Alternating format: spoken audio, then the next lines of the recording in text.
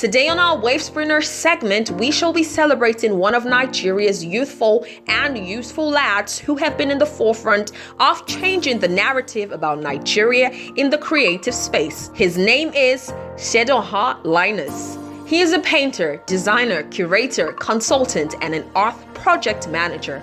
On November 10th, 2019, The Guardian newspaper affirms that he has a first-class portfolio in art project management.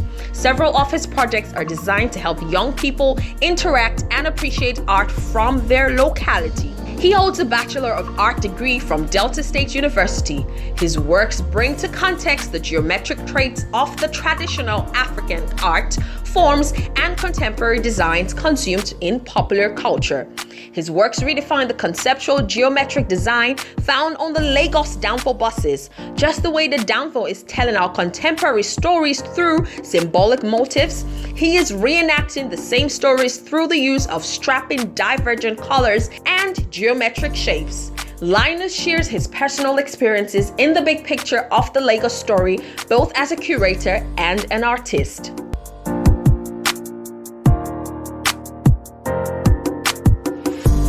I'm Seidowa Linus Eyemia. I'm an artist by profession, an artist and a curator, a curator of popular culture and contemporary arts, then an artist who tells the Lagos Danfo stories.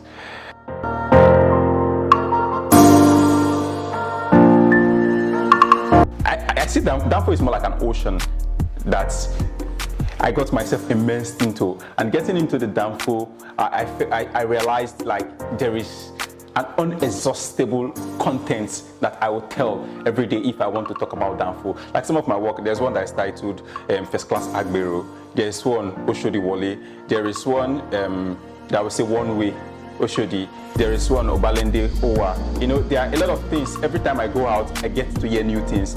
Hearing those things keep inspiring me, and every day you go out, you keep seeing new things happening around the Danfo.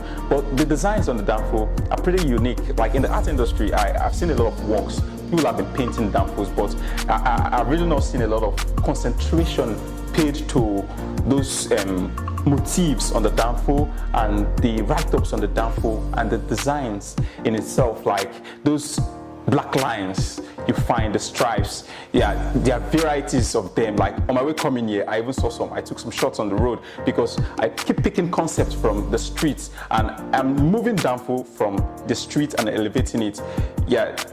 I know a lot of people outside Nigeria who follow my work, who like my work, and they keep calling me Danfo, and they've never been to Lagos, but they feel the story of the Danfo is interesting because it's telling the story of the people of Lagos. Because if you live in Lagos, you should know that Danfo is something that is one of the iconographs you can identify Lagos with.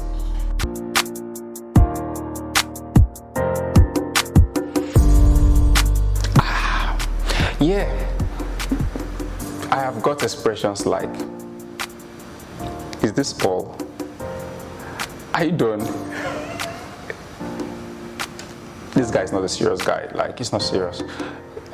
Just lines, and you know, those are some of the things I've heard. And a friend said, we don't understand what you are doing. It's just line. And I would say, yes, the Danfo has just two lines too, but you tend to connect with it. So it's still the same line. So people are used to images. They are used to faces. If you Google the word art right now, most likely you will not see the likes of my work. You will not see the likes of some other abstract artist first. And when you tell people you're an artist, some people first would ask you, can you paint me? Can you draw me? You know, there's this stereotype that the art industry is kind of getting, that these people, they draw faces. But art is so vast that some people gather junks and that is their art. And some people go to the street and perform and that's their art. So I'm one of those who do those very uncommon kind of artworks, and it's not everybody that can really connect to it unless the person gets to know why you are doing it, or the person is interested, like, this is not usual, like there must be something to it, and then you tell them this is what it's about. So that's what it has been.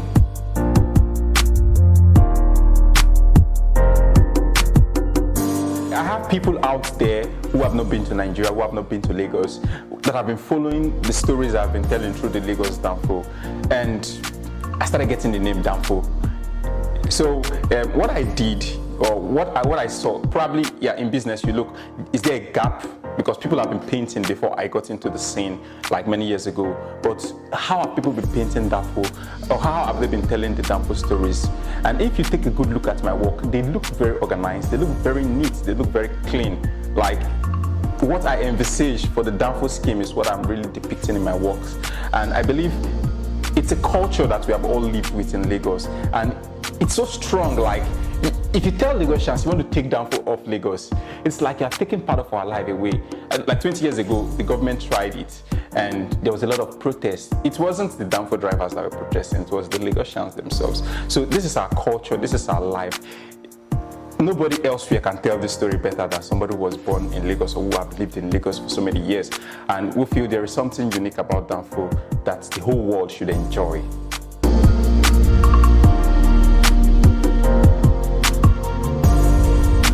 This business is as profitable as the most profitable business you can think of. So whatever business you think of is the most profitable business. Art is as profitable as that business.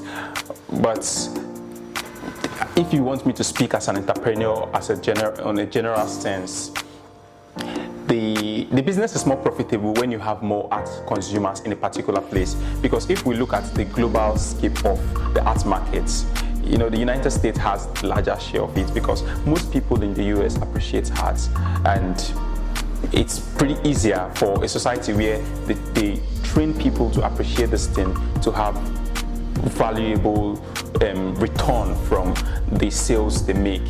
So, but luckily it has been picking up. I must confess, it has been picking up.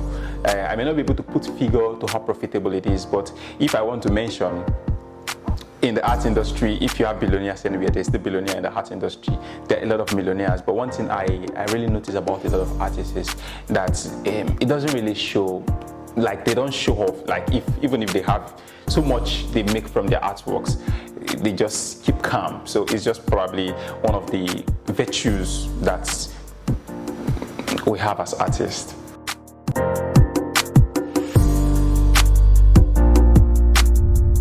For children, a lot of things are going up on their head and they need a way to express it.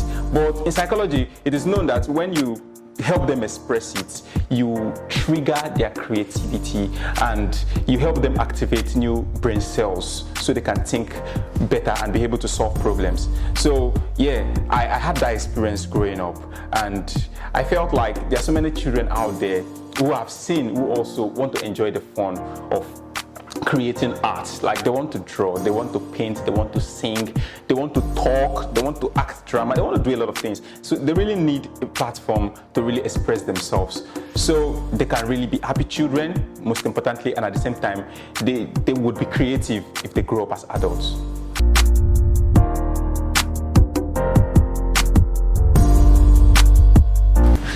Yeah, well, the world of art is quite an unpredictable one. Yeah, if you are coming in, you have to be good at what you are doing. Very, very good. Because if you are not good at what you are doing, it's like you don't know where you are going to or where you want to take people to. And people need somebody who has a direction or a sense of direction to follow. So you seem to be a leader, you seem to be an influencer. Every artist seems to be someone who is creating, not really a propaganda per se, but it's creating a manifesto that you want people to connect with. So whatever, when you want to come into the art industry as a young person, you really need to study like as wide as you can, because sometimes you may think, yeah, I got this idea, I want to do this thing. But in the art industry, it is usually like this, like this works look like this person's work. Like we've seen something like this. Can you say something new? Can you do something new? Like we really want new things. So whatever you want to do, if you want to find yourself in this industry, you have to do something practically interesting to people, even if it looks like what other people have done, but it should have something unique about you. So it's not about me telling you about a place I have never been to, or just saying something foreign. It doesn't work for us in the art industry. Sometimes it's even better you tell your own story, like I'm doing. So for young artists, another struggle is most of the time people approach the practice of art because many of us had it as an hobby, but we don't know that sometimes there's difference between hobby and business. So even if it's your hobby, you need to fashion a way to create business around your hobby. So it's a thing of getting to know how to create a brand that you should be able to influence people to follow, and it's until they can follow that brand or they can really connect to your brand story, then you can make business out of what you want to do.